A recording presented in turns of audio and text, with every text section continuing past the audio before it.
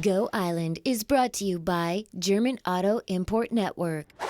Monday night city council meeting ran for a record shortness of maybe 40 minutes, so there's not a lot to talk about in a recap of the recent city hall meeting. So today we're just going to chit chat with the mayor, see what comes up. Ladysmith leading the way in sustainability, hard work, determination, mandatory Olympic qualities, and in search of who knows what in clock. It is much drier inside City Hall here in Nanaimo. While we head into the mayor's office, we're going to send you down to Ladysmith. The town is winning awards for sustainability and environmental efforts, and it's all led by example at City Hall in Ladysmith while we're here in the mayor's office in Nanaimo.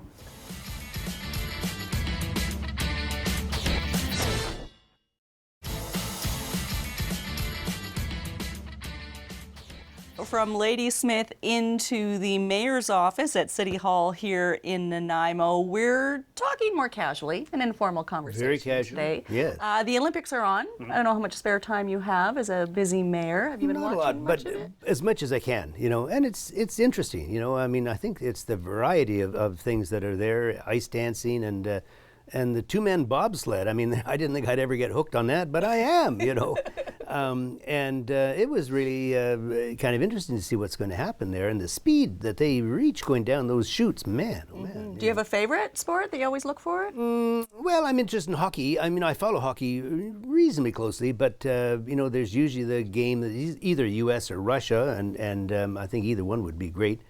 Gets a bit confusing, doesn't it? It does. With the, are we watching this live? Was this broadcast yesterday? Right. There's all this hype about how they're going to do, but we already know that they've won a silver medal, and just navigating through the time zones, I guess. Yeah, and then you think, do I have to really spend time to watch it? I watched the dancing on ice, and I watched the finals, and Canada did very, very well.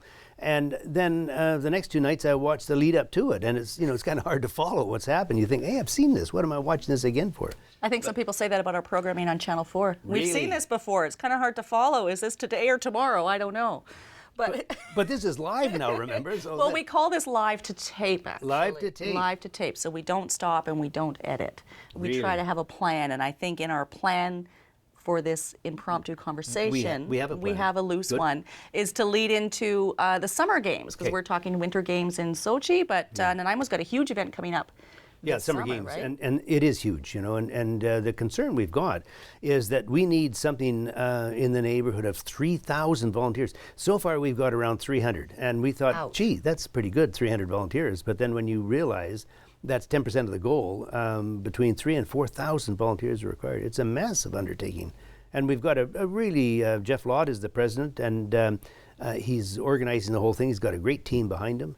I know this will be a wonderful, wonderful event for Nanaimo, and I know it's Nanaimo's a sports town, so we're going to get these people. But I just try to encourage people. If you don't have to make a huge block of time, but just whatever time you can make available to help the city, help the games. It's money well spent and time well spent, because it's you can have a lot of fun doing it too. I can't imagine how you manage your time.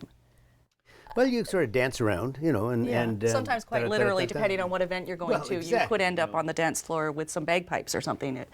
Well, yeah, sometimes the events are a little bit close together again, and sometimes if you're really, really tired and you walk into the event, and as you walk up towards the microphone, you suddenly have that frightening feeling, which is this one I'm doing now? And it happened once at Woodgrove. There was an event I went out to, and I started walking up to it, and I fleetingly forgot exactly what the thing was. But fortunately, at the 11th hour, well, the 11th minute, I remembered what it was. But yeah, it's scary sometimes. Pretty supportive people out there. Oh yeah, Nice, absolutely. Nice size of a community that they can there and be forgiving. Yeah, but it's awkward to say, what am I here for again? I mean, you can't pull that off really well. So I say that every day, almost really? every day. Yeah, Nusha, we're in the mayor's office right now, right? Yeah.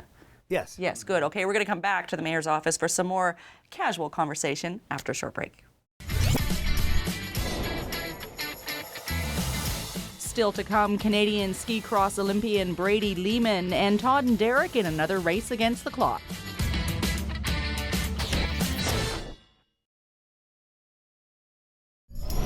Did you know that 15% of the student population at Nanaimo Ladysmith Public Schools are Aboriginal.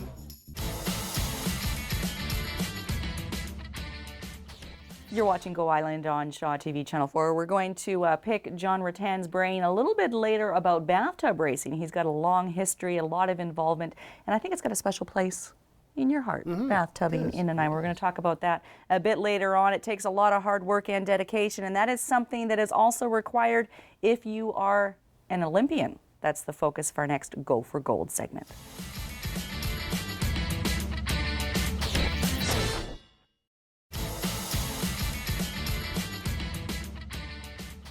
I'm looking forward to the day when bathtubbing is an Olympic sport. I think any Nanaimoite would support that. I think so. I'm going to race a tub this year. Really? Yeah. Well, that's a challenge, and you know, you have to wear special survival equipment for it, you know. The boots, of course, are optional. You know, while they are very attractive, incidentally. Well, thank you. They're very stylish. Look like you have really good, solid grip soles on them.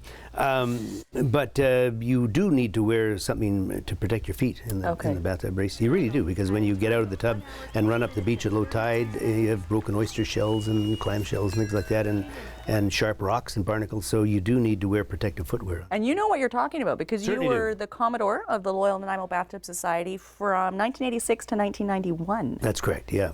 And you've seen a lot of growth in bathtubs. And maybe I should start by, like, what advice do you have for let's make it about me. What advice do you have for me racing for the You have first to have time? a lot of courage.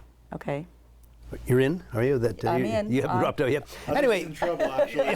Todd, he's scared for me. but it's it's a great activity, you know, and there's a lot of family traditions in it. The Fagan family and others that have been in it for years and years and years. The Johnston family raced together, and the kids started and went up, and it's continued on, you know. But there's quite a good circuit, you know, and probably the most popular race is down in Bremerton, Washington. And we've gone down every year. You go down. Yeah, I go down in the last couple of years because of my involvement with politics. I haven't been down, but I was down last year. Then I skipped the 2 previous years. But And what do you go for? Personal interest to? well, you go down and to support the Bathtub Society, and you know, they have a race down there, and it's usually reasonably well attended. So it was kind of neat. Now, it was started by Frank Ney. Frank and Ney. you actually worked on Frank Ney's political campaign. Yeah, a long time ago, in the mid '60s. And so you were at the beginning of bathtubs. Then. Well, I really wasn't. Bill McGuire, who's the present Commodore, was in it from day one. He was in the first race, as a matter of fact. And he tells the story that, you know, if the waves weren't so rough, he wanted to turn and go back, but he was afraid to turn into the waves, so he just continued on to Vancouver. But he's been involved. Well, that's encouraging. With it. Yeah, Yeah, that's so I encouraging. have to look forward to. Yeah, Nice. but now remember, the race originally went from Nanaimo to Vancouver. Right. And now in more recent years, we've changed it out to Winchelsea Island, and it goes around there and comes back. The distance is the same. And in fact, in many respects, it can be even more challenging with the new course than the original. Because the original one, if you were lucky to get the right wind, you could make some very good time if you were going with the wind. If you're going against the wind, it was a challenge.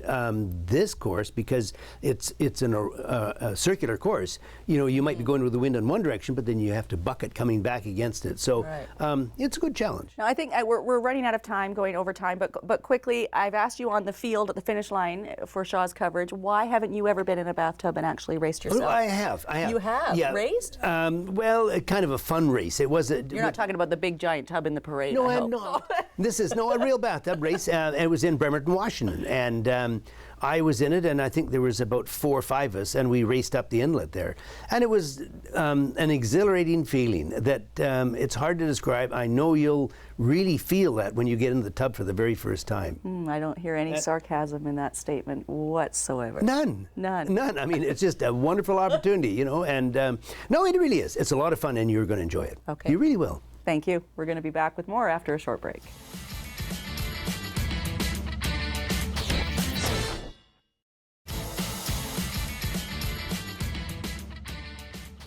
You're watching Go Island on Shaw TV Channel 4. You're familiar with Clocked? Clocked. Our series? Yes. Do you remember any of the episodes? Yeah, several of them. I know they were over on the island, Newcastle Island, looking at the kiln there where the pillars came out of. Yeah.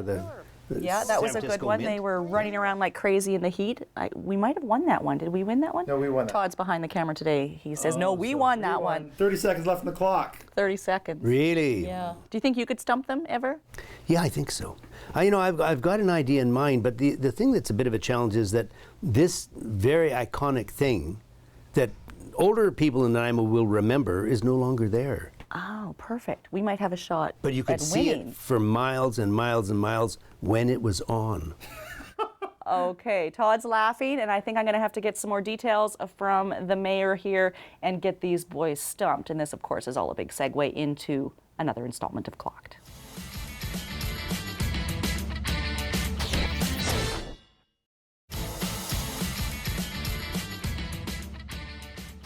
Yeah, okay, well, the boys win again. Those gumballs, by the way, are absolutely terrible. Bacon gumdrops, no, I don't recommend them actually, but there's a lot of other candy in that store that was pretty yummy. That brings us to the end of this edition of Go Island. Thanks for watching. We'll see you next time.